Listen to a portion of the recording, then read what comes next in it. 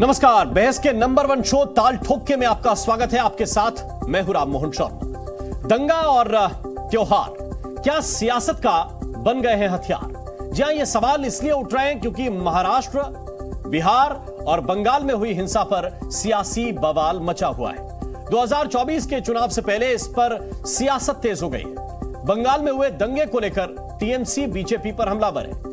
TMC नेता अभिषेक बनर्जी ने BJP को घेरते हुए कहा कि क्रोनोलॉजी को समझिए, यह सब बीजेपी के कहने पर हो रहा है। नेता दिल्ली जाते हैं और कहते हैं कि टीवी पर नजर रखना, और इसके बाद बंगाल में दंगे शुरू हो जाते हैं। इस पर बीजेपी नेता शुभेंदु अधिकारी ने कहा कि बंगाल में हालात बेहद खराब है। मोदी शाह ने कश्मीर को ठीक किया है और अब बंगाल को भी वो ठीक करेंगे। बिहार में भी हिंसा पर सियासी बवाल मचा हुआ है। मुख्यमंत्री नीतीश कुमार ने नालंदा सासाराम में हुई हिंसा के पीछे साजिश का आरोप लगाया है।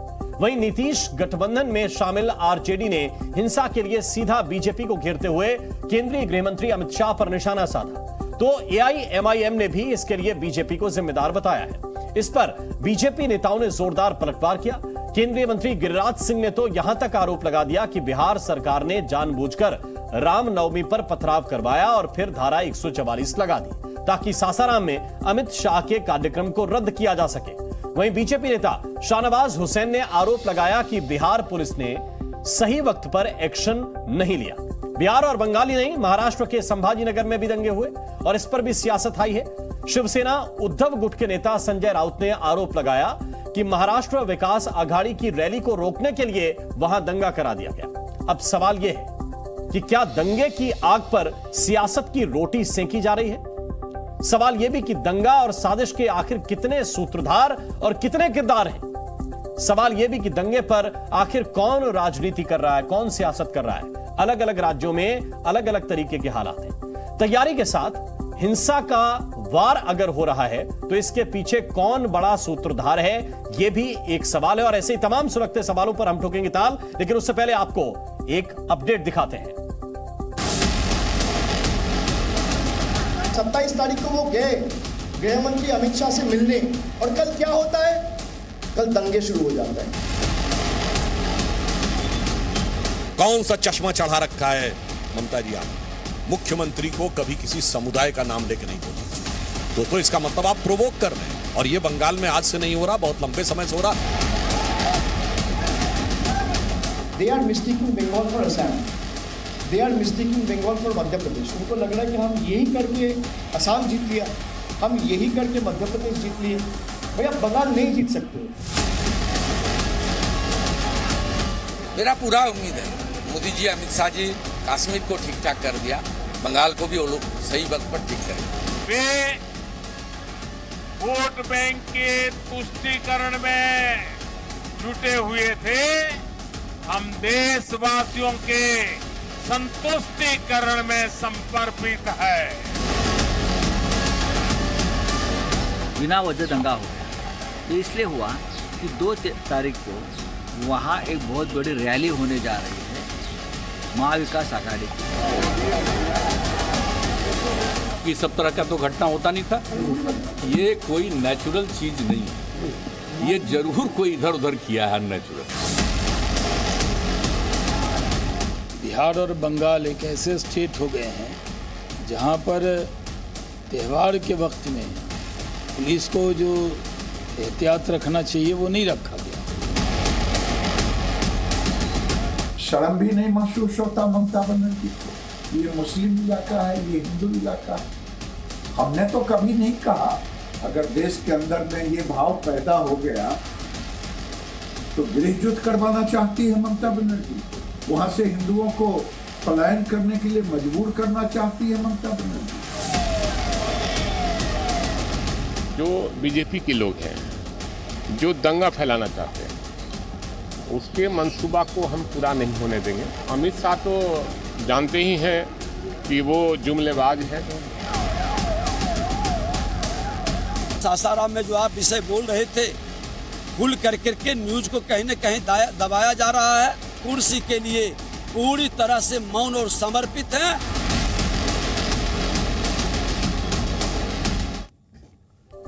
और इसी पर चर्चा करने के लिए कुछ खास मेहमान हमारे साथ जुड़ रहे हैं। इस वक्त जेडीयू के प्रवक्ता डॉक्टर सुनील सिंह हमें ज्वाइन कर रहे हैं। सुनील जी, बहुत बहुत स्वागत है आपका। आनंद दुबे हमारे साथ हैं, प्रवक्ता हैं शिवसेना के। आनंद जी, स्वागत आपका। चितरंजन गगन हमें ज्वाइन कर रहे हैं, प्रवक्ता हैं आरजेडी के।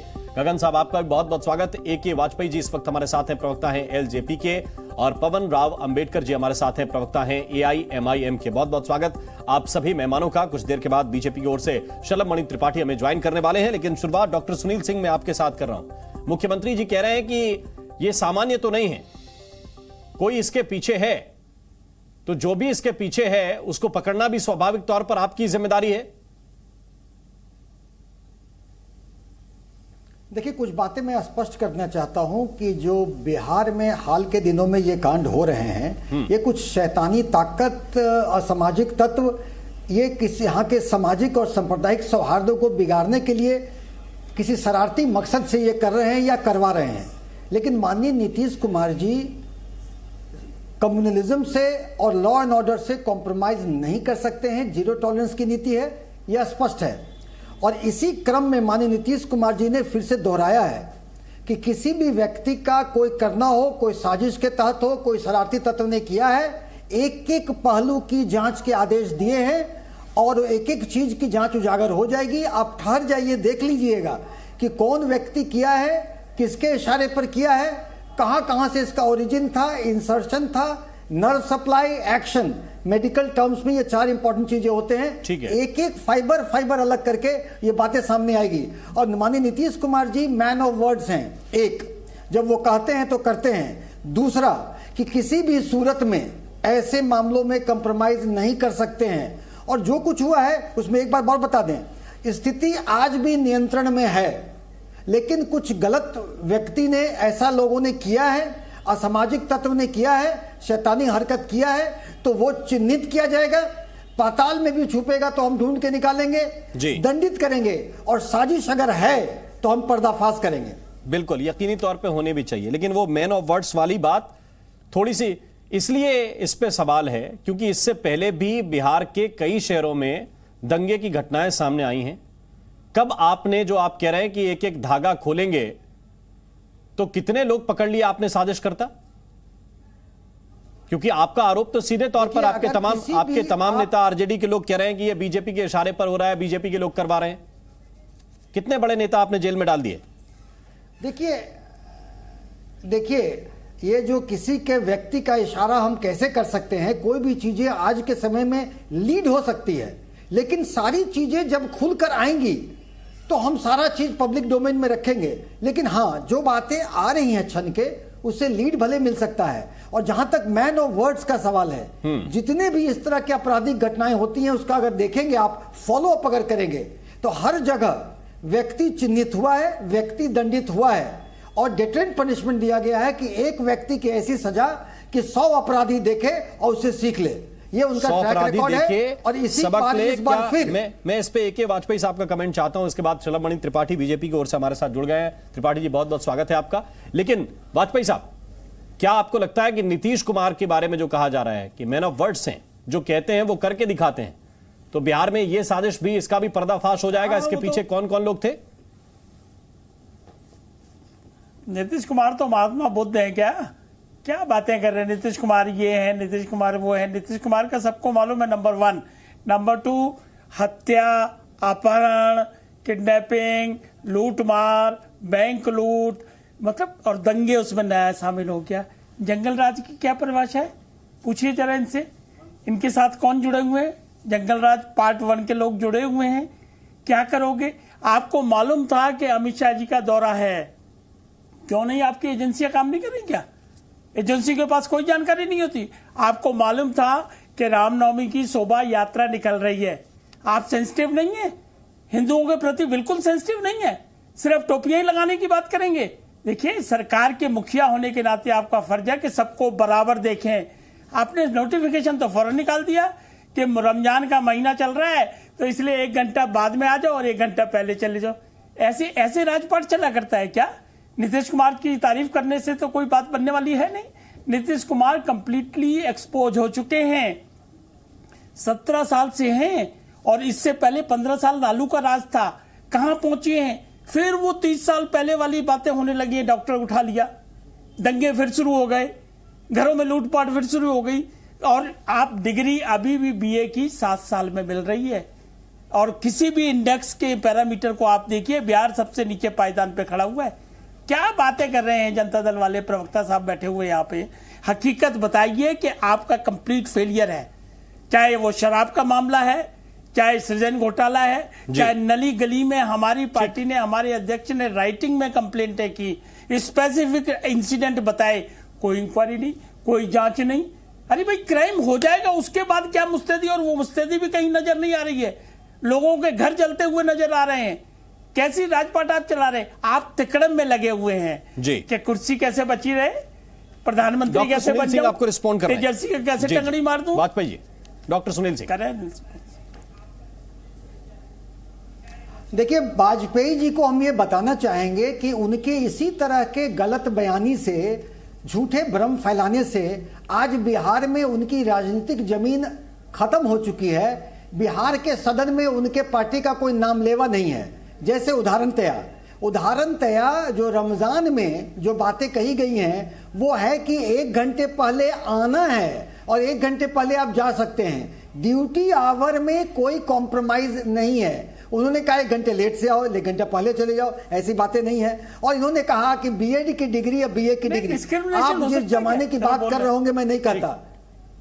मैं आज के दिन में बता दें कि माननीय नीतीश कुमार जी, कोई डिस्क्रिमिनेशन नहीं होता।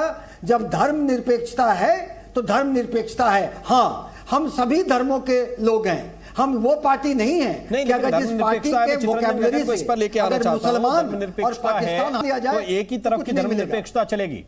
हिंदुओं का एक दिन का त्योहार, उसमें भी एक या 2 घंटे का जुलूस, चितरंजन गगन जी, और उस शोभा यात्रा में भी खलल पड़े तो क्या आप धर्मनिरपेक्षता की रक्षा कर रहे हैं? नहीं राम मोहन जी, अभी वाजपेयी जी जो लंबा चौड़ा तकरीर दे रहे थे, कहां से कहां ये अपना पूरा शिक्षा से लेकर, परीक्षा से लेकर, रिजल्ट से लेकर सब चीज का बखान कर रहे थे। सवाल यह है कि सही में सुनील जी ने इनको जवाब दिया कि आज इसी वजह से बिहार में कहाँ है, इनकी हैसियत क्या रह गई है, सब पता होगा। सवाल यह है कि सीधे तौर पर धर्म की राजनीति कौन करता है? जो पार्टी कपड़ा के आधार पर व्यक्ति में डिफरेंस पैदा करता है, जो आदमी नाम के आधार पर डिफरेंस पैदा करता है, जो हिंदुस्तान, पाकिस्तान और जो है सो हिंदू, मुस्लिम, उर्दू, हिंदी ऐसी भाषाओं का, ऐसे शब्दों का इस्तेमाल करता है राजनीति के लिए, कोई छुपा हुआ तथ्य नहीं है। जब भी चुनाव आता है तब जो है सो ऐसी हरकतें शुरू हो जाती है। और बिहार में खासकर जो है, जब यह महसूस इन लोगों को होने लगा है कि बिहार में सत्ता से बाहर होने के बाद कि आगे जो आने वाला है लोकसभा का चुनाव 2024, उसमें इनका सफाया होने वाला है, उसी बौखलाहट में अब कहा जा रहा है कि वहां पर धारा 144 लागू है सासाराम में, इसीलिए अमित शाह जी वहां पर नहीं गए। सवाल है कि पहली बात यह है कि आप जो है सो बिहार स्टेट के इंटेलिजेंस पर आप सवाल खड़ा कर रहे हैं, तो गृह मंत्री जी हैं, उनके पास तो जो है सो बहुत सारे एजेंसियां हैं, बहुत सारे सूत्र हैं, वो क्या कर रहे हैं? उनकी एजेंसियां कहाँ हैं? चितरंजन गगन जी, गलत प्रचार किया नहीं, और ये तो आपने राजनीतिक बयान इतना दे दिया, मैंने आपको इजाजत दे दी। मेरा सवाल आपसे था, आप बिहार की सरकार में हैं कि सरकार से बाहर हैं? आप सरकार में हैं, चीज की मैं जानकारी, आपके नेता उप मुख्यमंत्री हैं, जिनके साथ सरकार चला रहे हैं वो मुख्यमंत्री। मेरा सवाल ये है, आपने कहा कि धर्मनिरपेक्षता का संरक्षण बिहार की सरकार करती है, किसी का 2 घंटे का जुलूस भी नहीं निकाला जा सकता उसमें? नहीं राममोहन जी, इस बात का उत्तर तो सरकार को ही देना पड़ेगा ना। नहीं राममोहन जी, मैं एक बात कर, बाकी अब मैंने आपकी राजनीतिक बयान के लिए आपको स्पेस दिया है। संविधान में जो धर्मनिरपेक्षता है जी, उसका अनुपालन अक्षरशः बिहार में महागठबंधन सरकार करती है। ऐसे भी इंडिविजुअल रूप से भी, चाहे जनता दल ही हो, चाहे राष्ट्रीय जनता दल हो, या अन्य भी जो घटक दल हैं, जब भाजपा के साथ भी नीतीश जी रहे हैं, उन्होंने जब भी ऐसे सवाल हुआ है, वे जो है सो धर्मनिरपेक्ष शक्तियों के साथ खड़ा रहने का उन्होंने काम किया। इसलिए यह कोई अगर कह रहा है, सवाल है गिरिराज सिंह तो वही ना है जो कहता है कि पाकिस्तान भेज दो, अभी जो है सो तकरीर दे रहे थे। चितरंजन गगन साहब, आप भी उसी ट्रैक पर आ रहे हैं। मैंने कहा कि इसका उत्तर तो कोई देगा ना कि सासाराम में ये हालात क्यों बिगड़े, नालंदा में हिंसा क्यों हुई, गया के अंदर हिंसा क्यों हुई, सासाराम के बारे में ये जिम्मेदारी आपकी पुलिस नहीं उठाएगी? 144 लागू है कि गिरिराज सिंह इसके जिम्मेदार है? धारा 144 लागू नहीं है, यह गलत प्रचार किया गया है। धारा 144 नहीं है वहां पर, अमित शाह अगर नहीं वहां पर जा रहे हैं तो उनका अपना कोई कारण होगा, लेकिन धारा आप फिर पॉलिटिकल बातों में जा रहे हैं। मैं आपको वापस लेके आ रहा हूं कानून व्यवस्था के मुद्दे पर। अमित शाह जी का जवाब मैं बीजेपी से लूंगा, लेकिन मेरा सवाल आपसे यह है कि कानून व्यवस्था बनाना तो जेडीयू आरजेडी सरकार की जिम्मेदारी है ना? नहीं, अगर नालंदा, सासाराम और ये गया में ये हालात बिगड़े तो आपकी पुलिस जिम्मेदारी नहीं उठाएगी? आखिर महाराष्ट्र में और गुजरात में किसकी सरकार है? वहां तो बहुत बड़े दंगे हुए। बिहार में रामनवमी के दिन जिस शांतिपूर्ण ढंग से पूरे बिहार में हजारों लोग, मैं आपसे वही पूछ रहा हूं ना कि आप ये पूछ रहे हैं कि महाराष्ट्र में क्या हुआ। अगर महाराष्ट्र के लिए एकनाथ शिंदे जिम्मेदार हैं तो नीतीश कुमार की जिम्मेदारी मानेंगे? नहीं, बिहार में मानेंगे कि नहीं? कहीं भी रामनवमी के दिन इतना बड़ा बिहार में लाखों लोग सड़क पर उतरे जुलूस के रूप में, कहीं एक भी घटना नहीं हुई। अब यह कैसे हुआ? तीन जगह तो मैं गिना रहा हूं आपको। पड़ताल हो रही है, गिरफ्तारियां हुई हैं, बड़ी संख्या में लगभग 48 लोगों को गिरफ्तार किया गया है। ठीक है, इसलिए शलभमणि त्रिपाठी जी भारतीय जनता पार्टी के प्रवक्ता हमारे साथ हैं, मैं उनके पास चल रहा हूं। शलभमणि त्रिपाठी जी, कहा यह जा रहा है कि अमित शाह जी का अगर दौरा रद्द हो रहा है तो उसका कारण अपनी जगह कुछ और होगा, कानून व्यवस्था उसका कारण नहीं हो सकता है। आप क्या कहेंगे? राम मोहन जी, पूरे देश को पता है कि जो बिहार सरकार ने रिपोर्ट दी है उस रिपोर्ट के आधार पर यह कहा है कि नहीं, यहाँ पर स्थितियां सामान्य नहीं है, उसके नाते ये कहा है कि नहीं यहाँ पर कार्यक्रम नहीं होना चाहिए। हम तो बस इतना सवाल पूछ रहे हैं कि नीतीश कुमार जी, अभी मैं सुन रहा था इनके प्रवक्ता को कहते हैं कि हमारे मुख्यमंत्री जी बड़े सेकुलर हैं, बड़े निष्पक्ष हैं, तो ये इशरत जहान को बेटी बताने वाले, इशरत जहान को बेटी किसने बताया था? क्या बिहार की बेटी एक आतंकी जिसकी पहचान रही हो उसको बिहार की बेटी बताना, क्या ये एक तरह का एक तुष्टीकरण नहीं है? मुझे याद आता है कि मुंगेर के भीतर गोली चली थी, दुर्गा पूजा पर गोली चलाई थी, नीतीश कुमार जी की सरकार थी, और गोली जब चली तो अनुराग कुमार नाम का एक पिछड़े समाज से आने वाला बेटा उसमें मारा गया, उसमें शहीद हुआ। क्या नीतीश कुमार जी के भीतर ये साहस है कि जो लोग दंगा फसाद कर रहे हैं उन पर लाठी चला सके, उन पर गोली चला सके? ये दोहरा रवैया आखिर क्यों है? ये तुष्टीकरण में क्या हो रहा है? मुझे लगता है कि अभी मुश्किल 1 महीने पुरानी बात है, आप उठा कर देखिए गोपालगंज के भीतर एक धर्म स्थल के बाहर 3 ओबीसी समाज के, राजभर समाज का लड़का था, एक कुशवाहा समाज का लड़का था, एक और दलित समाज का लड़का था, तीनों पर चाकू चलाए गए। उनमें एक लड़के को हम लोगों ने गोरखपुर में भर्ती कराकर उसकी बड़ी मुश्किल से जान बचाई। ये हो क्या रहा है बिहार में? ये आरजेडी के साथ आने के बाद किस तरह से परिस्थितियां बदली है? लूट मार बढ़ गई है, कहीं किडनैपिंग हो रही है, कहीं मर्डर हो रहा है, कहीं दिन दहाड़े सड़क पर गोलियां चल रही हैं, AK-47 नजर आ रही है। ये बिहार में करना क्या चाहते हैं? और बिहारी नहीं, हम तो दंग हैं कि एक त्योहार पड़ता है रामनवमी का, और क्या अधिकार नहीं है हमें अपना रामनवमी मनाने का? क्या अधिकार नहीं है हमें भगवान राम की पूजा करने का? ये देश में जो हिस्से अलग अलग बांट दिए गए, ये हिंदू इलाका, ये मुस्लिम इलाका, ये किसने बांटा? आप बंगाल से लेकर बिहार तक देखिए किस तरह की स्थिति है। और मैंने सुना बड़े विद्वान है आरजेडी के हमारे साथी, आप पता कर लीजिए महाराष्ट्र में कैसी कार्रवाई हो रही है, पता कर लीजिए गुजरात में कैसी कार्रवाई हो रही है। और जो लोग शरारत करने वाले लोग होते हैं वो उत्तर प्रदेश में भी थे। उत्तर प्रदेश में आप कहीं बता दीजिए कहीं कुछ हुआ हो? सबसे बड़ा राज्य है, एक जगह कहीं पत्थर उठाओ तो आप बता दीजिए। क्यों? क्योंकि हमने तय किया कि नहीं, कोई भेदभाव नहीं। अगर दिवाली होली अच्छे से मनेगी तो ईद भी अच्छे से मनेगी, हमारी रामनवमी भी अच्छे से मनेगी। हमने कोई भेदभाव नहीं किया। लेकिन आपकी जो तुष्टीकरण की नीति है, इसके चलते हिंदुओं के त्योहारों पर इस तरह की हमले हो रहे हैं, इस तरह की घटनाएं हो रही है, और मुझे लगता है देश इसका जवाब देगा। चिंता पवन राव अम्बेडकर जी इस वक्त हमारे साथ हैं, AIMIM के स्पोक्स पर्सन। पवन राव अम्बेडकर, ये जो हालात जगह जगह बिगड़ जाते हैं, क्या इसकी जिम्मेदारी राज्य सरकारें ना ले? उनकी जिम्मेदारी तय नहीं होनी चाहिए? बहुत शुक्रिया राम मोहन साहब। भारतीय संविधान इतना मजबूत और इतना जो है विशाल है कि इस देश की सभी राज्य सरकार हो या केंद्र सरकार उनको शक्ति देती है कि आपके पास इतनी ताकत है कि आप एक परिंदा भी पर नहीं मार सकता है। अगर ये घटनाएं, दंगा हुआ है और इस तरह की घटनाएं हुई हैं, इसके लिए पूर्ण रूप से राज्य सरकारें जिम्मेदार हैं। अभी आरजेडी के और जेडीयू के बैठे हुए लोग हैं, वो कह रहे हैं कि मैन ऑफ वर्ड्स हैं। मैन ऑफ वर्ड्स नहीं है Nitish Kumar ji, man of you turns हैं। इतने यू टर्न्स ले चुके हैं कि बिहार की जनता अब इनको देखना नहीं चाहती है। बिहार में जो विकास की स्थिति होनी चाहिए वो विकास आज तक नहीं पहुंचा है। आज भी ये केंद्र सरकार के पैसों के माध्यम से पल रहे हैं। ये विशेष दर्जा चाहते हैं, लेकिन विशेष दर्जे से पहले इनको अपना लॉ एंड ऑर्डर मेंटेन करना चाहिए। और यही हालात जो है पश्चिम बंगाल में है। पश्चिम बंगाल में जिस तरह से वहां के चीफ मिनिस्टर ने गलत बयानबाजी की और जिसके बाद इस तरह की घटनाएं हुई, हम इनकी घोर निंदा करते हैं। और राज्य सरकारें चाहे बिहार की हो और चाहे वेस्ट बंगाल की हैं, वो भाजपा के बनाए हुए रास्ते पर अब चल रही हैं। इन्होंने क्यों, प्रशासन ने क्यों परमिशन दी बजरंग दल को, विश्व हिंदू परिषद को, हिंदू सेना को इन्होंने परमिशन दिया इस तरह के जो है रैलियां निकालने के लिए? और जिस तरह से हथियार लहराए गए, तलवारें लहराई गई और जिस तरह से शस्त्र लहराए गए हैं, अभी तक कोई भी कार्रवाई बिहार सरकार ने और पश्चिम बंगाल की सरकार ने नहीं किया है। और इसी वजह से हमें कह रहे हैं, ये सभी सरकारें भारतीय जनता पार्टी के साथ मिली हुई हैं और इस देश के माहौल को खराब करना चाहती हैं। राम मोहन साहब, मैं एक बात साफ कह देना चाह रहा हूं, इस देश में आज इस विचारधारा की वजह से इस देश का नागरिक परेशान है और इस देश का नागरिक त्राहिमाम कर रहा है। इस देश का नागरिक जो है अमन चैन चाहता है, लेकिन इस देश में ऐसी अनधिकृत संस्थाएं हैं, विश्व हिंदू परिषद, बजरंग दल, हिंदू सेना, हिंदू महासभा, इन पर बैन लगना चाहिए। क्या बिहार सरकार ने इन पर बैन लगाने का काम किया? क्या पश्चिम बंगाल ने बैन लगाने का काम किया? मांग तो ये भी चलती रहती है कि MIM पे भी बैन होना चाहिए। ये सच्चाई है, वो उनकी मांग है, ये आपकी मांग है। क्यों नहीं आगे लेकिन ये अनाधिकृत संस्थाएं नहीं है, ये अधिकृत संस्थाएं हैं। बिल्कुल अधिकृत संस्थाएं नहीं, इनका रजिस्ट्रेशन कहां है? आप राम मोहन साहब हमें बता ये अधिकृत संस्थाएं हैं। विश्व हिंदू परिषद का रजिस्ट्रेशन नंबर क्या है? आप बता दीजिए। नहीं, आप अनाधिकृत कैसे कह सकते हैं? क्या है आप मुझे बता दीजिए। भाई संस्था आप तय करेंगे क्या? संस्था तो सरकारों को तय करने दीजिए ना। संस्था तो सरकारों को तय करने दीजिए। आप खुद संविधान की बात करते हैं और बिना संविधान की बात करते हैं। और बिहार आपको ये पता नहीं कि संस्था कैसे चलती है। गुजरात में, महाराष्ट्र में जिस तरह से दंगे हुए हैं, ठीक है, लिए मैं वापस लौट कर आऊंगा आपके पास और जवाब इसका भी लूंगा। आप कह रहे तलवारें लहराई गई।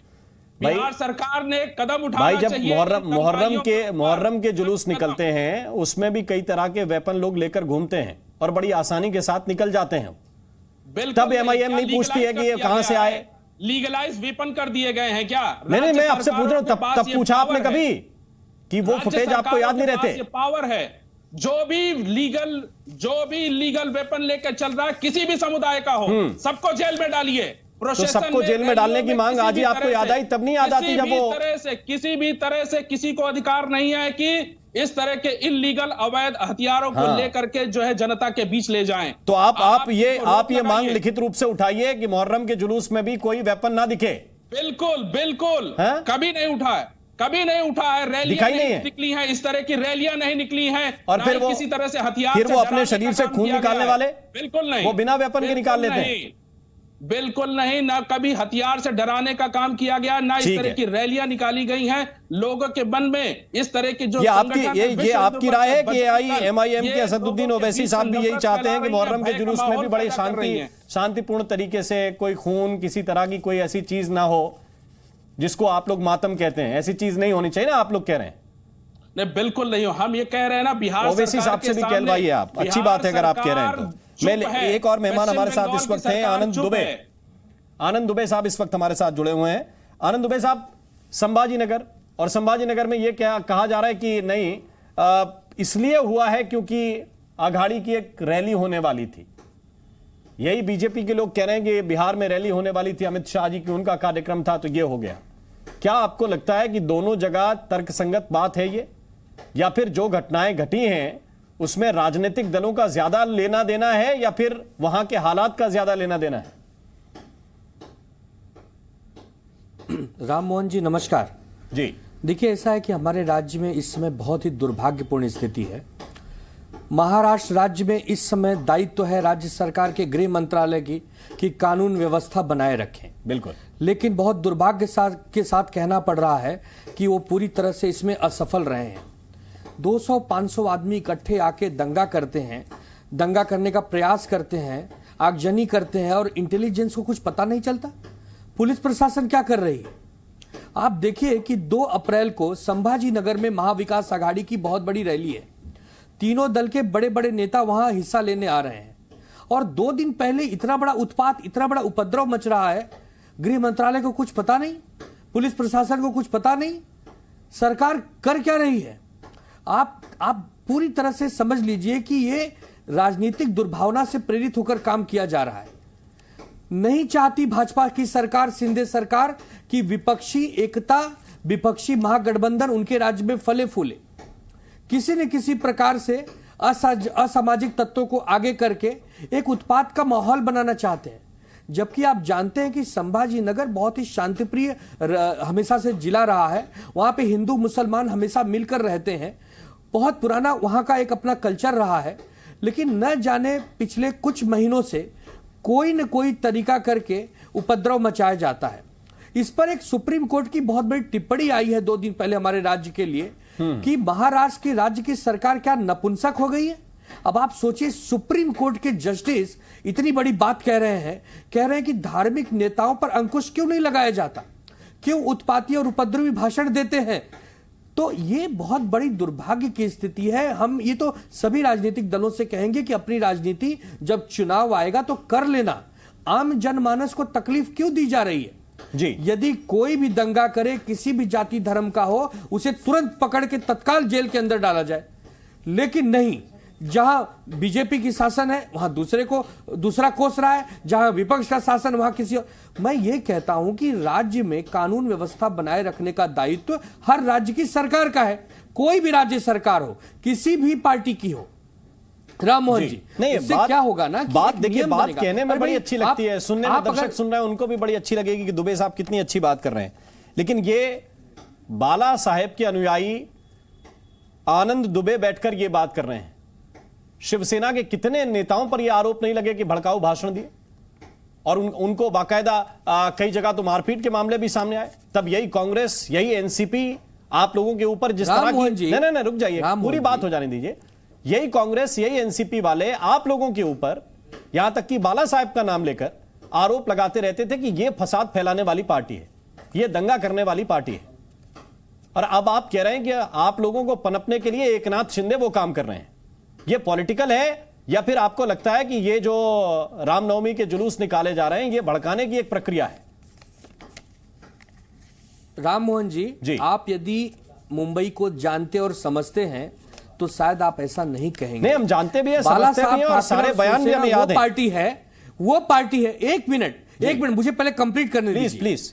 अगर आप ये समझते तो आप ये जानते कि बाला साहब ठाकरे और शिवसेना दंगों से बचाने वाली पार्टियां हैं, बचाने वाले नेता हैं। जिस प्रकार 92-93 में शिवसेना और बाला साहब ठाकरे जी ने जो कदम उठाया था, उसी की वजह कि हम सब आज यहां पर सुरक्षित होकर बात कर रहे हैं। तो शिवसेना ने कभी दंगा भड़काना, कभी उपद्रव भड़काना, मैं तो ये कह रहा हूं कि कांग्रेस और एनसीपी आपको इसी नाम पे कहते थे कि ये फसाद फैलाने वाले लोग हैं। मैं सिर्फ याद दिला रहा हूं।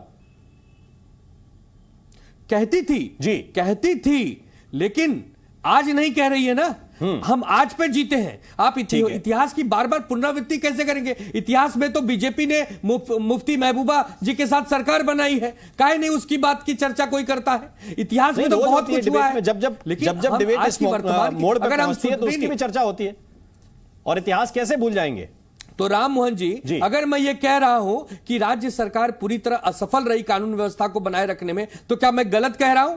आप बार बार इतिहास को कुरे देंगे। जो वर्तमान में सरकार में बैठा है उसका कोई दायित्व तो नहीं बनता है? बिल्कुल बनता है, सारी राज्य सरकारों का जिम्मेदारी बनती है। और शलभमणि त्रिपाठी इसीलिए कोट कर रहे थे कि उत्तर प्रदेश में अगर इस तरह की घटनाएं नहीं हुई तो यह राज्य सरकार की सफलता है।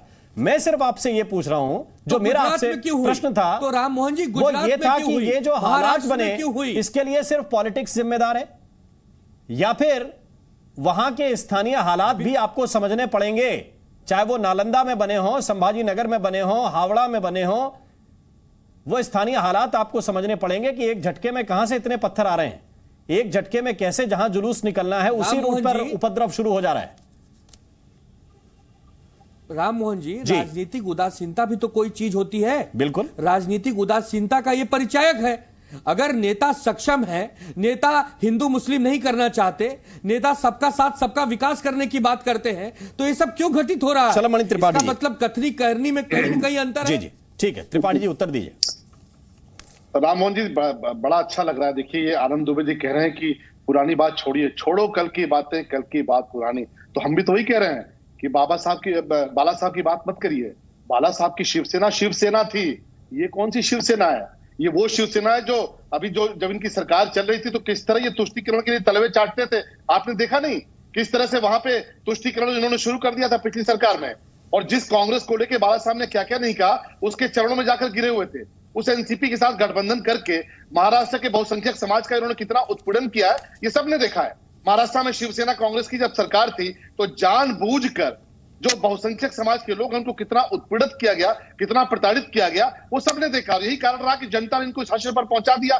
खुद इनकी पार्टी के लोगों की विचारधारा इनसे टूट गई कि नहीं साहब, ये तो बाला साहब वाली शिवसेना है ही नहीं, ये तो कांग्रेस का दूसरा फॉर्म हो चुका है। और आज की तारीख में भी अगर आप संभाजी नगर में देखेंगे तो ये किसके साथ खड़े हैं ये आपको स्पष्ट नजर आएगा। ये उनके साथ खड़े हैं जो दंगाई हैं, जो पलवाई हैं, जिनके साथ कांग्रेस तुष्टीकरण करती रही है, जिन्होंने महाराष्ट्र में दंगे कराए, जिन्होंने महाराष्ट्र में बम ब्लास्ट कराए, उनके साथ खड़ी है शिवसेना। वही तो हम भी कह रहे हैं कि ये नई शिवसेना है। इस शिवसेना को बाला साहब से मत जोड़िए, और बाला साहब के साथ जोड़ना उनके व्यक्तित्व के साथ अन्याय होगा। लेकिन मैं तो सिर्फ इतना कहता हूं कि इस देश की जनता बहुत होशियार है, देश की जनता बहुत समझदार है। वो शिवसेना का भी चरित्र देख रही है, जेडीयू का भी चरित्र देख रही है। जेडीयू ने जब भाजपा के साथ सरकार चलाई तब किस तरह के हालात थे, आज वो जब आरजेडी के साथ चला रहे तो किस तरह के हालात है, ये भी सब कोई देख रहा है कि किस तरह से वहां पे गुंडों का शासन चल रहा है बिहार के भीतर। ठीक, आनंद दुबे पहले आपको रिस्पॉन्ड करना चाह रहे हैं, बिहार पे फिर आऊंगा। बिहार के प्रवक्ता है हमारे साथ आनंद दुबे जी। राम मोहन जी, अगर हम बहुजन समाज के खिलाफ हैं, हमने बाला साहब ठाकरे जी की विचारधारा छोड़ दी है, तो एक छोटा सा ट्रेलर अभी 10 दिन पहले पुणे में कस्बा विधानसभा था, 28 साल से इनके पास था, हमने तो बहुत आसानी से जीत लिया। यदि हम किसी काम के ही नहीं हैं, हम समाज के एकदम घृणित व्यक्ति हैं, हम कैसे चुनाव जीत रहे हैं? समाज हमें वोट कैसे दे रहा है? जहां ये हार जाते हैं उस पर ये चर्चा नहीं करते। इनको केवल एक पार्टी को तोड़ना था, उस पार्टी के गद्दारों को अपना साथी बनाना था, इन्होंने बना लिया। लेकिन इनके पास वोट बैंक नहीं है। क्यों? क्योंकि इन्होंने जो वादे किए थे वो कभी धरातल पे पहुंचे नहीं। तो हमें ये ज्ञान न दे कि हम असामाजिक हो गए हैं, हमारा संगठन कमजोर हो गया है, महागठबंधन में कोई दम नहीं है। ये ऐसा कुछ नहीं। एक ट्रेलर आपको दिखाया है, पिक्चर 2024 में अभी बाकी है। आपको बता देंगे कि 48 लोकसभा में से कितनी लोकसभा आप जीतते हो और कितनी हम जीतते हैं, तो दूध का दूध पानी का पानी हो जाएगा। तब पता चलता है कि बाला साहब ठाकरे जी की विचारधारा हम लेके चल रहे हैं कि नहीं चल रहे हैं। खाली बोलने से और लच्छेदार भाषण करने से तो कुछ होगा नहीं। स्वाभाविक तौर पर ये ठीक है, ये आपने अच्छी बात कही। 2024 का जो नतीजा होगा उस पर इस विषय पे भी चर्चा हो जाएगी कि कौन किसको जनता समझ रही है कि बाला साहब के ज्यादा करीब हैं। इस पर स्वाभाविक है कि जनता का नतीजा ही होगा। लेकिन मैं वापस लौटकर जा रहा हूं डॉक्टर सुनील सिंह के पास। डॉक्टर सुनील सिंह, AIMIM तो कह रही है कि आप तो मैन ऑफ वर्ड्स नहीं हैं, आप यू टर्न वाले हैं, और कितनी जगहों पर यू टर्न लिए वो कह रहे हैं कि हम आप कहें तो गिना दें। मेरा सवाल आपसे यह है कि ये जो पूरी प्रशासनिक व्यवस्था है, जैसे आनंद दुबे भी अपने राज्य के लिए कह रहे हैं और उनकी बात काफी हद तक ठीक भी है कि वहां पर अगर व्यवस्थाएं संभालनी है तो स्थानीय पुलिस को संभालनी पड़ेंगी। और शलभ मणि त्रिपाठी जी भी योगी आदित्यनाथ का उदाहरण देकर कह रहे हैं कि हमने अपने राज्य में करके दिखाया है। तो यह जिम्मेदारी तो राज्य सरकार की बनती है और उसे उठानी पड़ेगी। सुनील सिंह जी, पहले तो आपने AIMM के प्रवक्ता के बारे में बात की, तो ये कोई छुपा नहीं है, इट्स ओपन सीक्रेट कि AIMM भाजपा की बी टीम है। तो उनके कथनी और करनी में फर्क होता है, और उनके कथनी को जनता सीरियसली नहीं लेती है। खरीद करके शासन सत्ता में आते हैं, वो जानते हैं। अब वक्त आ चुका है। एक एक करके अम्बेडकर जी आपके पास वापस आऊंगा, बात पूरी हो जाने दीजिए, आपके पास आपको उत्तर देने का मौका दूंगा मैं। जी, गलत बयानबाजी नहीं। हाँ, बीच में नहीं गलत बयानबाजी बिल्कुल नहीं। हाँ, तो उनकी आप सुनने का पेशेंस रखें, बीच में नहीं। AIMM मैं फिर कहता हूं कि सारी जनता जानती है कि AIMIM भाजपा के बी टीम है, भाजपा के इशारे पर काम करती है, जिस कदर में उन्होंने रहा। और इसके साथ ही शलभ मणि त्रिपाठी जी जो कह रहे हैं कि जब भाजपा के साथ हम थे और यहाँ पर लॉ एंड ऑर्डर ठीक था और उनसे हटते ऐसा हो गया, तो उन्हें बिहार में तो वो काम किए हैं, उन्हें बिहार के बारे में अपडेटेड नॉलेज नहीं है।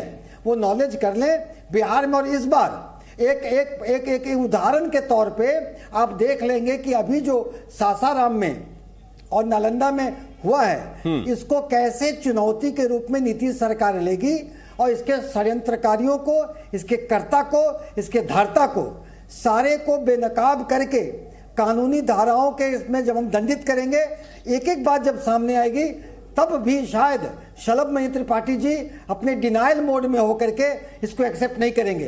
तो तो माननीय नीतीश कुमार जी कानून व्यवस्था से कंप्रोमाइज न भाजपा के साथ थे तो किए और न आरजेडी के साथ है तो करेंगे। उनकी अपनी छवि है और छवि के मुताबिक सरकार काम करती है। शलभ मणि त्रिपाठी जी का ये कहना भाजपा के साथ है, ये तो उनके पास तो एक वॉशिंग मशीन है ही कि जो कोई आता है अच्छा हो जाता है और उनसे हटता है तो बुरा हो जाता है। जनता भी उनको गंभीरता से नहीं लेती है। अमित शाह जी का प्रोग्राम कैंसिलेशन उनका अपना था, वो अपने कारण आए, अपने कारण कैंसिल किए। स्थिति नियंत्रण में है और चारों तरफ पुलिस प्रशासन तैनात है, अधिकारी लगे हुए हैं। माननीय नीतीश कुमार जी खुद मॉनिटरिंग कर रहे हैं और स्थिति आज नियंत्रण में है। और जो कोई साजिश के तहत ऐसा काम किया या करवाया तो उसका हश्र क्या होता है ये नीतीश सरकार भली बातें बता देगी। शलभ मणि त्रिपाठी जी। नहीं डॉक्टर साहब, बिहार को खूब समझता हूं और अच्छे समझता हूं और आप भी समझते हैं। मुझे पता है कि टेलीविजन पर बैठकर पार्टी को डिफेंड कर रहा और अंदर से हृदय आपका क्या महसूस कर रहा होगा ये हम समझ सकते हैं। आप एक यूट्यूबर के लिए पकड़ने में पूरी ताकत लगा देते हैं। उस यूट्यूबर को पकड़ के आप क्या उसके साथ कर रहे हैं ये सबको दिखाई दे रहा है, लेकिन एक दंगाई को पकड़ने में आपकी हालत खराब हो जाती है। आप कह रहे कार्रवाई करेंगे, ये होगा वो होगा, अरे क्या होगा, कब होगा? पूरा बिहार तो आपने गुंडों और माफियाओं के हवाले छोड़ दिया है। पूरे बिहार के अंदर क्या स्थिति हो रखी है डॉक्टर साहब? सुनिए डॉक्टर साहब, सुन लीजिए, एक एक करके बोलने दीजिए डॉक्टर साहब। देखिए बोलने दीजिए। हमने कहा ना गोपालगंज में, मैं जानता हूं कि आप बहुत समझदार व्यक्ति हैं, मैं आपसे कह रहा हूं कि गोपालगंज की घटना के बारे में जरा मुझे बताइए ना, जो धर्मस्थल के पास चाकू मारा जाता है। आप मुंगेर में गोली चलाते हैं दुर्गा पूजा के जुलूस पर, लेकिन आपकी हिम्मत है कि दंगाइयों के जुलूस पर आप लाठी भी चला सकते हैं। आपने जिस तरह से उनको तुष्टीकरण की नीति के तहत उनको प्रश्रय दे रखा है, आपको लगता है कि आपका वोट बैंक बिगड़ जाएगा? बिहार में किस तरह की स्थिति, आरजेडी के लोग गली गली में गांव गांव में घूम के क्या कर रहे हैं कि आपको पता नहीं है कि तमाम जगहों पर ठेके पट्टों के लिए लोगों की हत्या होने लगी है, तमाम जगहों पर किडनैपिंग होने लगी है, तमाम जगहों पर अत्याचार हो रहा है दलितों के साथ, और घर छोड़कर कौन भाग रहा है?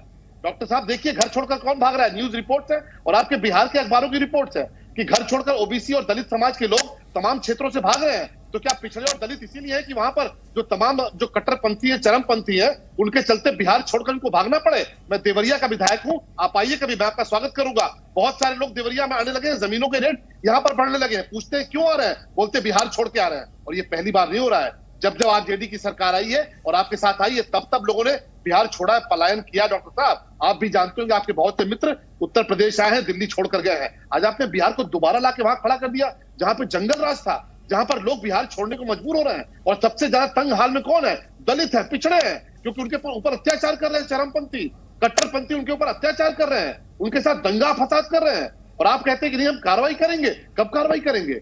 नीतीश कुमार जी को सिर्फ एक चीज से प्यार है, अपनी कुर्सी से, और उसके लिए उन्होंने नीति और विचार के साथ कितने समझौते किए हैं कि उनका एक नाम पड़ गया है। मैं ये नाम नहीं लूंगा, मैं वो नाम इसलिए नहीं लूंगा कि मुझे खुद नहीं अच्छा लगता कि एक ऐसे व्यक्तित्व के बारे में वो नाम लिया जाए, लेकिन नीतीश कुमार जी ने जितनी बार सत्ता के लिए पलटी मारी है उससे देश की जनता समझ चुकी है कि नीतीश कुमार जी को न बिहार के डेवलपमेंट से मतलब है, बिहार के न कानून व्यवस्था से मतलब है, उनको सिर्फ और सिर्फ प्यार है। तो अपनी कुर्सी से और इसके नाते वो किसी भी चीज से समझौता करने को तैयार बैठे। चितरंजन गगन साहब, ये जो व्यवस्था पे प्रश्न है वो तो लगातार पूछा जाना चाहिए कि नहीं जाना चाहिए? आप लोग अभी कुछ दिन पहले ही थे विपक्ष में और आप लोग भी बड़े जोर शोर से पूछते थे कानून व्यवस्था क्या है भाई बीजेपी और जेडीयू की सरकार की। तो जो दंगाई हैं उनको पकड़ना पड़ेगा, जो जिस इलाके से जुलूस निकले उस पर सुरक्षा देनी पड़ेगी, ये सामान्य चीजें हैं।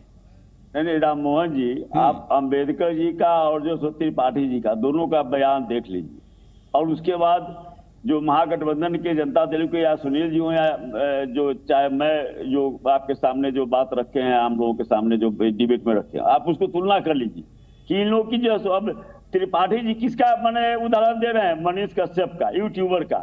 तो ये लोग केवल बांटो और राज करो, चाहे वह धर्म के आधार पर हो, जाति के आधार पर हो, भाषा के आधार पर हो, क्षेत्र के आधार पर हो, केवल न्यूसेंस क्रिएट करना, र्यूमर फैलाना, गलत बातों को प्रचारित करना, एक परसेप्शन बनाना, वही ये लोग काम करता है। अब ये तत्परता तो बिहार पुलिस की दिखाती है कि नहीं? त्रिपाठी जी, जो बेसिक सवाल था वो चाहे शलभ मणि त्रिपाठी उठाए या देश का आम नागरिक उठाए। नहीं गगन साहब, ये मुझे बताइए कि अगर ये एक यूट्यूबर पर पुलिस इतनी सख्त हो सकती है, उसने गलत किया आप सजा दीजिए, उसके अकाउंट आपने फ्रीज कर दिए, अगर इतनी तत्परता हो सकती है तो दंगा जैसे सेंसिटिव मामले में वो तत्परता क्यों नहीं दिखती? है सामान्य प्रश्न है। नहीं राम मोहन जी, दंगा देखिए, दंगा जो ये हुई शुरुआत हुआ उसी ढंग से इतनी त्वरित कार्रवाई हुई और इतनी जल्दी उस पर नियंत्रण स्थापित कर लिया गया कि जो दंगाई जो थे, जो दंगा फैलाने की साजिश जिन लोगों के द्वारा किया गया था, वो भी पकड़े जाएंगे, लेकिन वह कामयाब नहीं हुए। इस बात को कहानी आप कर रहे हैं कि सासाराम हो या बिहार शरीफ हो,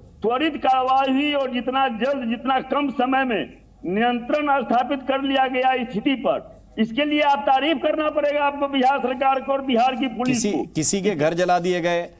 अगर गगन साहब आप ये चाहते हैं कि मीडिया के लोग और पूरे बिहार के लोग आपकी तारीफ करें तो उनसे तारीफ करा लीजिए जाके, जो पलायन कर गए, जिनके घर जला दिए गए। अगर वो व्यक्ति तारीफ कर दें तो मैं भी कर दूंगा बैठ के। जो ही घर जलाया गया तुरंत उस पर नियंत्रण, जो व्यक्ति पीड़ित थे अगर वो आपकी तारीफ कर दे कि बड़े जल्दी चला दिया साहब, एक घर जला पड़ोसी का नहीं जल पाया, वो आपकी तारीफ कर दे तो मैं भी कर दूंगा।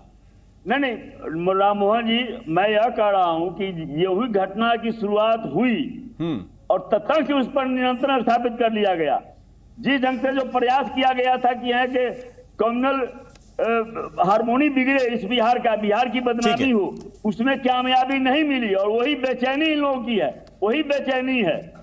ठीक है, पवन राव अम्बेडकर जी। राम मोहन साहब, बहुत बड़ी बातें हुई हैं, लेकिन बातों का क्या तर्क निकल के आ रहा है? बिहार की सरकार पिछले 17 सालों में स्वास्थ्य के क्षेत्र में, शिक्षा के क्षेत्र में, रोजगार के क्षेत्र में पूरी तरह से विफल रही है। आज भी वहां की जनता त्राहिमाम कर रही है, इसको भी समझना चाहिए। इसका कारण यह है कि नीतीश कुमार साहब के ऊपर भारतीय जनता पार्टी की छाया पड़ गई है, उनका असर पड़ गया है। वो आपराधिक लोगों के ऊपर कार्रवाई नहीं करेंगे। अभी हम शलभ भाई हमारे पास बहुत अच्छी न्यूज दे रहे थे कि SC ST OBC पर अत्याचार हुए। उत्तर प्रदेश का डेटा सुन लीजिए, NCRB के 2022 की जो डेट कहती है, रेट ऑफ क्राइम 25.82% है उत्तर प्रदेश का। 2021-22 में 3717 मर्डर हुए हैं, हत्याएं हुई हैं उत्तर प्रदेश में, NCRB का डेटा कहता है। और NCRB का डेटा यह भी कहता है, इसके अलावा ADR का डेटा कहता है कि 37% विधायक आपराधिक प्रवृत्ति के हैं जो विधानसभा में है और जो भारतीय जनता पार्टी के हैं, और इनकी बढ़ोतरी हुई है। 2022 में विधानसभा जो चुनाव हुए हैं उसमें ADR की रिपोर्ट आती है कि 54% आपराधिक प्रवृत्ति जिनके ऊपर मुकदमा है वो विधानसभा में बैठे हैं। आप ये समझ सकते हैं कि पवन राव अम्बेडकर साहब, राजनीति की शुचिता पे बहस अलग तरीके से हो सकती है। ये बात जो चर्चा इसमें हो रही है कि एक धार्मिक कार्यक्रम में अगर कोई जुलूस निकाले तो उसका जवाब पत्थरबाजी कैसे हो सकता है? राम मोहन जी 10 सेकंड चाहिए होगा। हाँ ठीक है, मैं आ रहा हूं सलमणि जी आपके पास, लेकिन राजनीति की शुचिता पे तो अलग बहस हो सकती है कि कौन किसको टिकट बांटता है। राम मोहन साहब, क्या ये सच्चाई नहीं कि उत्तर प्रदेश में विधानसभा 2022 में 54% विधायक आपराधिक बिहार में आप तुलना करते हैं तो इस पर क्या आप बता सकते हैं 3717 जो है हत्याएं हुई है बिहार की है कि नहीं है 2021-22 में? और जो JDU के लोग बात कर रहे हैं ना, JDU और RJD मिलकर के बिहार की जनता को मूर्ख बनाने का काम कर रहे हैं, और इन दंगाइयों पर काम क्यों नहीं कर रहे हैं आप? बजरंग दल, मुझे वाजपेयी साहब के पास जाना है लौट के, लेकिन मैं सलमणि जी को एक मौका दूंगा क्योंकि यूपी की कानून व्यवस्था पर प्रश्न हुआ है। का काम करिए, सलमणि त्रिपाठी जी रिस्पॉन्ड कीजिए, इसके बाद आपके पास वापस आता हूँ वाजपेयी जी। हथियार लेकर घूम रहे हैं।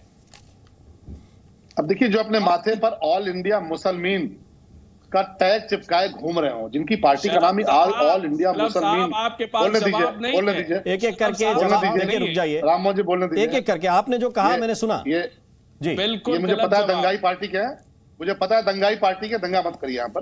देखिए राम मोहन जी, किसकी पार्टी दंगा मत करिए, आपराधिक प्रवृत्ति के नहीं है क्या? पवन राव अम्बेडकर जी, देखिए आपने पॉइंट दे दिया, जनता ने सुन लिया। पार्टी का नाम लेंगे, जवाब नहीं होगा ये जजमेंट नहीं हो रहा है ना, एक मिनट रुक जाइए, चले जाइए ना। इलेक्शन आपने जो पॉइंट बताया वो जनता के पास पहुंच गया और सुन लिया। आप जवाब जब तक नहीं लेंगे डिबेट आगे नहीं बढ़ेगी। प्लीज पवन राव अम्बेडकर, एक एक करके डॉक्टर सलमणि त्रिपाठी की बारी है, फिर वाजपेयी साहब के पास प्लीज। इंडिया मजलिस-ए इत्तेहादुल मुस्लिमीन जो है ये पार्टी, इसका नाम बदला जाए। राम मोहन जी जवाब दीजिए मेरा, कंप्लेन क्यों दंगा करा रहे हैं? अरे भाई बात तो सुन लीजिए, बात तो सुन लीजिए, बात सुन लीजिए। आप यहां से बैठ के बता देते हैं बजरंग दल पे बैन लगा दो, विश्व हिंदू परिषद पे बैन लगा दो। कोई अगर एक बात कह दे कि आपकी पार्टी में मुस्लिमीन क्यों है तो आपको दिक्कत हो जाती है। इलेक्शन कमीशन अरे हाँ, तो आप वो भी जाएंगे और आप भी चले जाइए, आपको अगर बैन लगवाना है किसी संस्था पे तो। लेकिन कम से कम डिबेट की मर्यादा का ख्याल रखिए और अपनी बारी में बोलिए। अरे आपको दिक्कत है ना, तो चले जाइए, जहां जिस माध्यम से आपको बैन लगवाना है चले जाइए। लेकिन शलभ मणि त्रिपाठी इस पे उत्तर देंगे। शलभ मणि जी प्लीज। क्या ये सच्चाई नहीं है? जो अपने सच्चाई नहीं है, जवाब लीजिए। राम मोहन जी शांत कराइए। जी जी। जो अपने माथे पर ऑल इंडिया मुसलमान का टैग लगाए घूम रहे हैं, न जाने किस मुंह से ये सेकुलरिज्म की बात करते हैं, ये तो मुझे समझ में नहीं आता। इनका नेता कहता है 25 मिनट के लिए पुलिस हटा दो। राम मोहन जी ऐसे बात, 1 मिनट, ऐसे चर्चा नहीं होती है प्लीज। पवन राव अम्बेडकर जी, अगर आपकी बारी में कोई बीच में बोले तो आप भी उत्तर नहीं दे पाएंगे संभवतः। उसको समझिए ना, आपने जो प्रश्न उठाए उनके उत्तर आएंगे। शलभ मणि त्रिपाठी को बोलने देंगे तब ना। आप जो बोलेंगे वही नहीं बोल सकता दूसरा गेस्ट, ठीक है? आप अलग अलग विचारधारा के लोग हैं, अलग अलग बात करेंगे, प्लीज बात को समझिए। शलभ मणि जी प्लीज बोलिए। इनकी पार्टी का एक नेता इतना सेकुलर है जिसके जाके ये चरणों में गिरते हैं कि वो कहता है कि इस देश में 25 मिनट के लिए पुलिस और सेना हटा दो, फिर देखो हम क्या करते हैं। तो ये इतने सेकुलर लोग हैं कि ये पुलिस और सेना हटाने पर कहते हैं। और इनकी कौन के पीछे घूम रहा तलवे चाटते हुए? तो ये पवन राव अम्बेडकर जैसे लोग आए थे उत्तर प्रदेश में दंगा फैलाने। उत्तर प्रदेश में वो इलाज मोहन साहब, इनसे पूछिए कि हरिद्वार में क्या हुआ, हरिद्वार में कौन से? एक मिनट, फिर दूसरे राउंड में आऊंगा मैं आपके पास। गलत बात, एक करके। देखिए, उत्तर प्रदेश में आए थे दंगा फैलाने, इनके एएमआईएम के लोग आए थे उत्तर प्रदेश में दंगा फैलाने। योगी जी ने ऐसा इलाज किया कि वहां से 0.001% वोट भी इनको नहीं मिला, वहां से गायब हो गए। तो ये दंगा फैलाने वालों के खिलाफ कैसी कार्रवाई करनी होती है हमारी सरकारें समझती हैं, और इसीलिए जनता ने भी इनको हैसियत पर ला दिया है। ये पवन राव अम्बेडकर लिख लेने से काम नहीं चलेगा। आप जाके तलबे उनके चाट रहे हैं जो कहते हैं कि 25 मिनट के लिए पुलिस हटा दो। उसके बाद देखो, जब वो पुलिस हटाने की बात करते हैं और दंगा करने की बात करते हैं तो उसमें दलितों पर भी अत्याचार की बात होती है, उसमें ओबीसी पर भी अत्याचार की बात होती है। आज बिहार में सासाराम में और बिहार शरीफ में अगर दंगे हो रहे हैं तो सबसे ज्यादा शिकार कौन हो रहा है? वहां का दलित हो रहा है, वहां का पिछड़ा हो रहा है, वहां के सारे समाज के लोग हो रहे हैं। और इसलिए ये टैग लेकर मत चलिए। देश समझता है आपको, आपकी हकीकत भी समझता है। जहां तक रही बात बिहार की, बिहार में आप देखिएगा जनता ने न मन बना लिया है। सम्राट अशोक के स्मारक को जिस तरह से वहां पर कुछ लोगों ने घेर रखा है, हम उसको लेकर मुकाबला करेंगे। और अमित शाह जी की रैली को वहां पर रोकने की जो साजिश बिहार के जेडीयू और आरजेडी की सरकार ने मिलकर की है, कामयाब नहीं हो पाएंगे। आप देखिए, हम दोबारा वहां पर पहुंचेंगे और उसके बाद जवाब देंगे। बिहार की जनता आपसे जवाब देगी। ठीक है, एक वाजपेयी साहब के पास में चल रहा हूं। वाजपेयी साहब, ये जो परिस्थितियां बन रही हैं, क्या आपको लगता है कि ऐसा है? ये चीजें सामान्य हैं? क्योंकि नीतीश कुमार इस बात को तो कबूल कर रहे हैं कि इसके पीछे कोई है। अब इसके पीछे कोई है, जाहिर है उनका इशारा आप लोगों की तरफ हो जाता है कि बीजेपी के लोग हैं, आप लोग हैं, ये सब मिलकर करवा रहे हैं। ये तो बड़ा आसान है ना, ये बड़ा आसान है ये कह देना कि दूसरे लोग करवा रहे हैं। लेकिन हकीकत तो आपको बयान जो आ रहे हैं और जो तथ्य हैं उन्हीं से पता चलेगी ना। ये दुर्गा पूजा में जब मुंगेर में हुआ था, पंडाल भी जलाए गए थे, यात्रा भी रोकी गई थी दुर्गा विसर्जन की, तब क्या था? मतलब ये इनकी आदत में शामिल है और उसके पीछे पूरी राजनीति कर रहे हैं, कोरी राजनीति है। अपीजमेंट कौन करता है? ये तो तथ्य बता रहे हैं, ये उसी का हिस्सा है। देखिए, इट्स ए फिट केस जहां पे प्रेसिडेंट रूल लगना चाहिए, बिकॉज लॉ एंड ऑर्डर जो सब्जेक्ट है वो स्टेट के हाथ का है। उसमें कोई बहाना नहीं चलता है कि जी ये हो गया, वो हो गया, हमने कार्रवाई ठीक कर ली। कार्रवाई क्या ठीक कर ली आपने? आज सुबह भी बिहार शरीफ में हार्डवेयर का गोडाउन लूटा गया है। 12 बजे के करीब इलेक्ट्रॉनिक का शोरूम का सामान उठा के लोग ले जा रहे हैं। 3.5 करोड़ रुपए की लूट हो चुकी है। क्या बातें करें? पहला क्वेश्चन ये कि ऐसे क्यों हुआ? आपके इंटेलिजेंसी मशीनरी कहां थी?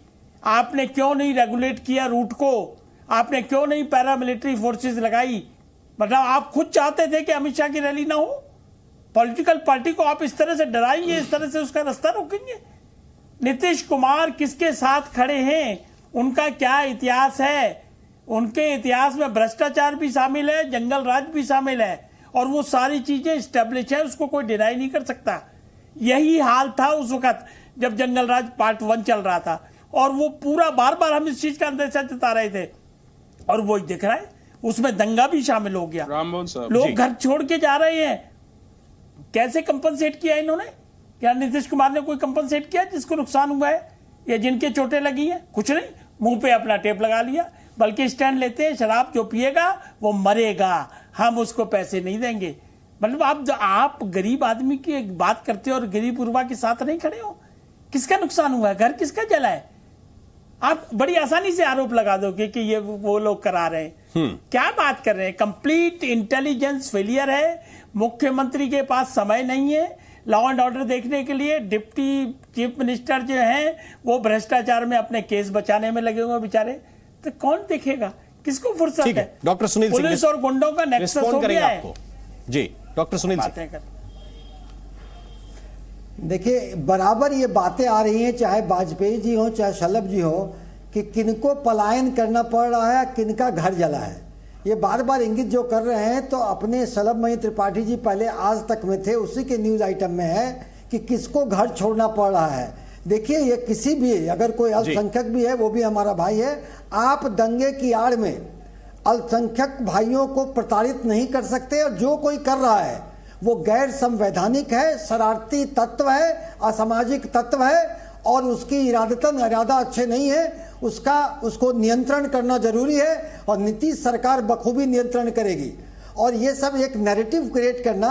और जहां तक लॉ एंड ऑर्डर का सवाल है, अगर आप नेशनल क्राइम रिकॉर्ड ब्यूरो का डेटा देख लें, जो कि गवर्नमेंट ऑफ इंडिया की एजेंसी है, बिहार की नहीं है, उसी में उत्तर प्रदेश, जिसके बारे में इतने डींगे हाँक रहे हैं शलभ जी, उत्तर प्रदेश और बिहार का डाटा देख ले, स्थिति स्पष्ट हो जाएगी।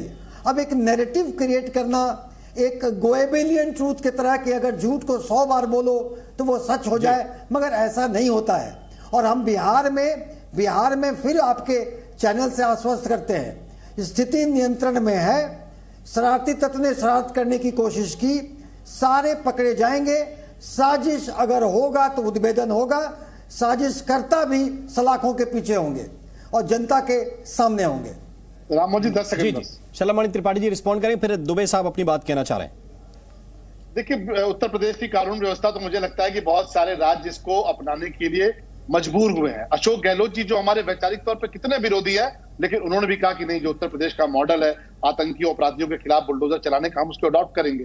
तो नजीर पूरे देश में बनी है। मुझे लगता है कि सुनील जी आपसे ये उम्मीद नहीं थी, बाकी लोगों से तो मैं मान सकता हूँ कि आरजेडी के लोग बोले तो समझ में आता है कि थोड़ा पढ़ाई लिखाई नहीं होती है। का विरोधी हूँ, बुलडोजर संस्कृति का विरोधी हूँ, पाषाण नियम आज के दिन में नहीं चल सकते। टोका नहीं सुनील जी, मैंने आपको टोका नहीं। आरजेडी के लोग कम पढ़े लिखे ऐसी बात करें, समझ में आता है कि वो आंकड़े नहीं समझ में आते, लेकिन एनसीआरबी के जो डाटा है आप उठाकर देखिएगा तो 42% हीनियस क्राइम कम हुआ है। एक उत्तर प्रदेश में आप किडनैपिंग की घटना बता दीजिए 2017 के बाद से, एक चुनौती, एक घटना बता दीजिए। मैं डिबेट छोड़ के चला जाऊंगा सुनील जी, एक घटना 2017 के बाद किडनैपिंग की नहीं हुई। जो मर्डर की कुछ घटनाएं हुई आपस में हुई, लेकिन 42% घटी है अपराध की घटनाएं घटी हैं। और पूरा मॉडल बन रहा है यूपी का जो कानून लॉ एंड ऑर्डर का मॉडल है, वो पूरे देश और दुनिया में मॉडल बन रहा है। आप कम से कम तथ्यों की बात करिए और कुछ सीखिए उत्तर प्रदेश से। हम लोगों ने तो कोविड के टाइम में भी देखा था सुनील जी, बगल के प्रदेश से हैं, बगल के जिले से हैं, कि कैसे लोग वहां से रोते गाते बिहार से आते थे और कहते थे बिहार में ना खाना मिल रहा है ना दवाएं मिल रही हैं। यहाँ योगी जी ने वहां से उठाया गाजियाबाद से, तो लोगों को ले जाकर बिहार के अंदर तक छोड़ा है। हमने अपनी बसों से छोड़ा, हमने ये भी नहीं देखा कि यूपी और बिहार की बात है। लेकिन कम से कम आपसे ये उम्मीद है कि आप ठीक है, आरजेडी जैसी एक अराजकता और जैसी पार्टी के साथ आप काम कर रहे हैं, करिए, ये आपकी पॉलिटिकल मजबूरी हो सकती है, लेकिन बिहार के लोगों की जिंदगी तबाह मत करिए। वहां पर जंगल राज जिस तरह आपने कायम कर दिया है उसको बचाइए, क्योंकि बिहार जो जिन स्थितियों में है, लोग वहां से छोड़ के भाग रहे हैं। और ये तमाम न्यूज स्टोरीज भरी पड़ी है कि ओबीसी और दलित समाज के लोग अपने गांव छोड़ने को मजबूर हुए हैं, जो दुर्भाग्यपूर्ण है। चित्रंजन गगन इस पर रिस्पॉन्ड करेंगे, फिर दुबे साहब। गगन जी। राममोहन जी, सवाल यह है, जैसा कि सुनील जी भी कहे, कि एनसीआरबी का रिपोर्ट आप देख लीजिए, 1 to 7 जो राज्य हैं वहां पर किसकी सरकार है। अभी जो है त्रिपाठी जी बार बार उत्तर प्रदेश की दुहाई दे रहे हैं, वह मॉडल नहीं चाहिए जिसमें जिंदा माँ बेटी को जला दिया जाए और उस पर रोलर चला दिया जाए, उसके बाद जिंदा जला दिया जाए, वह मॉडल नहीं चाहिए। यहाँ बिहार जो है अपना जिस ढंग से चलना चाहिए, एक लोकतांत्रिक राज्य में, एक संविधान में भरोसा रखने वाले लोगों की सरकार जिस ढंग से होनी चाहिए, वह चल रहा है। अभी कोरोना का जिक्र कर रहे थे त्रिपाठी जी, उस समय सरकार बिहार में किसकी थी? उस समय तो सरकार में आप शामिल थे। थोड़ा बोलने में थोड़ा त्रिपाठी जी सोचिए कि आप जिस कोरोना की चर्चा कर रहे हैं उस समय आप सरकार में शामिल थे। और यह मैं दावे के साथ कह रहा हूं कि एनसीआरबी का रिपोर्ट देख लीजिए, 1 to 5 में भाजपा का सरकार है, उसका यूपी से बहुत ही बेहतर स्थिति बिहार का है। आप एक परसेप्शन बना रहे हैं बिहार के बारे में कि हाँ। और दूसरी बात यह कि अमित शाह जी का प्रोग्राम कैंसिल अगर हुआ है तो इसके लिए आपके हम इसके पहले 3 बार बिहार अमित शाह आ चुके हैं, और जहां उनका जैसे कार्यक्रम था जैसे कार्यक्रम हुआ, सरकार जो है तो प्रोटोकॉल के अनुसार पूरा सुरक्षा उनको दी। और यहाँ भी सासाराम में गलत प्रचार किया जा रहा है कि सरकार ने ऐसे लिख दिया है, सरकार के तरफ से कहीं कुछ नहीं उसमें ऑब्जेक्शन किया गया था। इन्होंने अपनी मर्जी से अपने कारणों से वहां का कार्यक्रम रद्द किया है और इसको जो है दूसरा रूप दे रहे हैं। और प्रोपगंडा करना, प्रचार करना, दुष्प्रचार करना, यही इन लोगों का मेन जो बुनियाद यही रहा है। इसी पर जो है एक झूठ को 100 बार बोलो बेवस के समान और उसको जो है सच साबित करो, वही भाजपा का चरित्र रहा। आनंद दुबे अपनी बात काफी देर से कहना चाह रहे हैं, उनके पास मैं वापस जाऊंगा। फिर अंबेडकर जी आपकी बारी है। राममोहन जी, आनंद दुबे जी प्लीज। राममोहन जी, जी राममोहन जी, हमारे राज्य के बीजेपी के बहुत बड़े नेता हैं देवेंद्र फडणवीस जी, वो गृह मंत्री भी हैं। यदि उनके ऊपर सीधे सीधे छत्रपति संभाजी नगर के नेता अगर आरोप लगा रहे हैं कि यह दंगा प्रायोजित है और इसमें सरकार का भी कहीं न कहीं रोल है, तो कितना बड़ा दुर्भाग्यपूर्ण स्थिति है। क्योंकि सरकार का दायित्व होता है कि दंगा न हो, दंगा रोका जाए। लेकिन अगर सरकारी लोगों पर ही आरोप लगने लगे कि ये दंगा करवाने में मदद करते हैं, तो ऐसी राजनीति हमें नहीं चाहिए। और केवल इसलिए कि महाविकास आघाड़ी की जो ये है एकता है उसको तोड़ा जाए, उनकी रैली न हो जाए, वो लोग अपनी बात न कह पाए। अरे भाई, सीबीआई, ईडी, इनकम टैक्स, चुनाव आयोग सबको तो दबाव में रखा है, लेकिन आप ऐसा माहौल मत दीजिए भय वाला कि हम लोग अपनी रैली न कर सके, अपनी सभा न कर सके। ये बहुत दुर्भाग्यपूर्ण स्थिति है। मैं तो कहूंगा कि केंद्र से इसकी जांच होनी चाहिए कि कैसे हो रहा है। भाई, राज्यों में भेद मत करिए। यदि राज्य में और केंद्र में दोनों जगह आपकी सरकार है, डबल इंजन की सरकार है, तो इतना बड़ा हादसा कैसे हो जा रहा है। हम लोग तो विपक्ष में बैठे हैं, हम तो कुछ नहीं कर रहे, लेकिन अगर हम ये कह रहे हैं कि गलत हो रहा है तो कम से कम गलत वालों को सजा देने की ताकत तो रखनी चाहिए केंद्र सरकार को कि हम अपनी बात कहां कहें जाकर। न्यायालय फटकार लगा रही है, यह भी दुर्भाग्यपूर्ण स्थिति है। सलामणी जी, बहुत शॉर्ट में, बहुत तेज जी। आनंद जी, बस 3 उदाहरण दूंगा छोटा छोटा, क्योंकि समय कम है। आप बस एक काम कर सकते हैं कि कंगना रनावत जैसी महिला का घर तोड़ सकते हैं, उसी का हश्र जनता ने आपको दिया है। 75 साल के रिटायर्ड आर्मी पर्सन को सोशल मीडिया पर कुछ लिखने से आप पीट सकते हैं, इसीलिए जनता ने आपको हश्र तक पहुंचाया है। और यूपी बिहार के गरीब जो लोग होते हैं, जो वहां छोटी छोटी दुकानें लगाते हैं, उनको आप क्षेत्र के आधार पर केवल पिटाई कर सकते हैं, इसीलिए जनता ने आपको हश्र तक पहुंचाया है। अरे हम क्या कर सकते हैं वो नहीं पूछा, आप क्या कर सकते हैं, आप क्या कर सकते थे। तो अलग अलग राज्य हैं, अलग अलग उनमें परिस्थितियां हैं। एक जगह कहा जा रहा है कि अमित शाह की रैली इसलिए कैंसिल हो गई क्योंकि वहां की राज्य सरकार रिस्पॉन्ड नहीं कर रही है। उल्टा आरोप महाराष्ट्र के विपक्ष के नेता लगा रहे हैं कि हमारी रैली कैंसिल करने के लिए सरकार ने यह करा दिया। राजनीतिक आरोप अपनी जगह है। आप सभी मेहमानों का बहुत बहुत शुक्रिया, लेकिन बड़ी बात यह है कि ऐसे हालात बनने नहीं चाहिए। सारी राज्य सरकारों को संवेदनशीलता के साथ इस पर ध्यान रखना चाहिए।